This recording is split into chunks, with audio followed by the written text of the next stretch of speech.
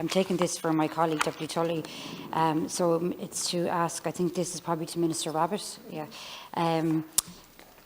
It's in relation to a previous parliamentary question she had asked, number 97 of the 29th of February 2024, for an update on the recruitment drive for the CDNTs as referenced in the reply, to specifically outline how many staff have been recruited into the CDNTs in Cavan and Monaghan, and if you can make a statement on the matter. Thanks. So the Government acknowledges the challenge faced by children and young people with disabilities and their families in accessing essential therapy services in Cavan and Monaghan. It's important to say that I have visited Monaghan in the last month with Minister Humphreys, my colleague Brendan Smith and Niamh Smith, and met with the families.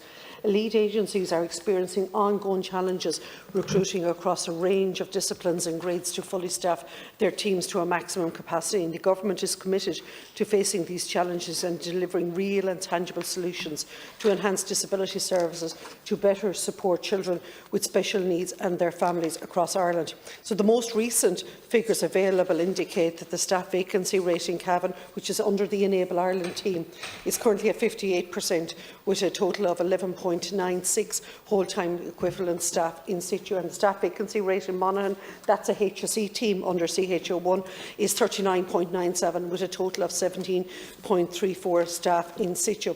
I am pleased to report positive progress regarding the recent nationwide CDNT recruitment campaign, Be Part of Our Team, Be Part of Their Lives, which received 495 applications, and in CHO1, 87 valid applications were received as part of the nationwide recruitment campaign. Lead agencies are currently conducting interviews with candidates, and a report at the outcome of these interviews is awaited. So it's important to say the campaign ran till nearly the end of January, and it closed off then, and it was at that stage then they shortlisted all that was on it. So now they're actually at their final stages. A lot of the interviews have happened, Deputy, so they're now at their final stages of finalising and making offers available. So the HSE is also driving initiatives to provide the support so urgently needed for the waitlisted children, such as the Children's Disability Service Grant Fund. And the HSE advised that this fund is now in the final stages of assessment and evaluation process. And in actual fact, before I came in here this evening, Deputy, I met with Bernard O'Regan to discuss where exactly we are with ensuring that that grant is made available as quickly as possible. So, Minister, when you say it's 58% staff vacancy rate, the recruitment drive that you're talking about, is that to fill that 58%, or is that, if that makes sense, like are you saying that there's a 58% shortage of staff, and is the recruitment drive that you're talking about at the end of January and now you're in the final stages, is that to fill that? Okay, perfect. And as we know, there's a major issue obviously is in relation to the pay disparity that exists between HSE run services and those run by Section 39. We have come across, I suppose, some areas that were waiting on the money, and I know that there was, for example, a strike averted at the end of late last year. Are those issues all resolved now? Because some organisations are saying, and I actually even know this from my own South East area, we came across an area in Tipperary that was still waiting on money that kind of we all thought was signed off on. So just if there's an update on that. I know that's a bit vague. Sorry. Thank you for bringing me on to my specialist topics of unions. Yeah.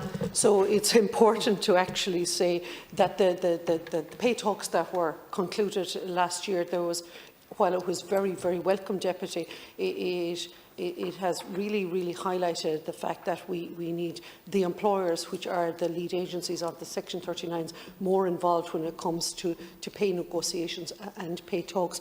But the question is where is it at this moment in time? So there's 1,300 and odd Section 39s that fall in under disabilities, of which they're under the COSI mechanism. And would you believe it, Deputy, only 200 Section 39s have responded, which means that there is a huge amount of unmet financial piece there. We have the funds, it has been secured, it has been given to the HSE, but there's a process to claiming that money, and that means that the Section 39s have to fill out the forms in order to draw down the money. So just in relation to that COSI mechanism, that actually was raised with us, and there were some people that weren't fully aware of exactly what that process is. So basically that's sort of the middle man, for want of better words. Okay, that's good to know. And just in relation to the Disability Services Grant, and I know you touched on this in the first part of the answer. Did you say that has been launched? Or No, it hasn't yet. And do we have a time frame? I know you said you were talking to Bernard O'Regan, but there's no time frame for that yet, is there? There is. I'll tell you my response. Okay, that's grand. In actual fact, would you believe it, that there was over 40 million euros worth of applications into the respite grant application form, which is absolutely massive. So they had to spend a lot of time going through it, validating. And in actual fact, the whole purpose of the respite grant piece is to actually balance the piece where we have a shortage within our CDNT teams and where there's local organisations who have the capacity to support. And whether it is through music, art, equine, whether it is other providers that are able to do the likes of OT, physio, through various alternative methods, which is completely new to the HSE, looking away from the medical model completely, but a more social intervention piece there. So he has worked his way through, and we are within, say, the next fortnight of that money being launched out, and it'll be going nationwide. Now, there is not 40 million, trust me, in that, but at the same time, what is there has been all required for and supported by the local HSE pieces.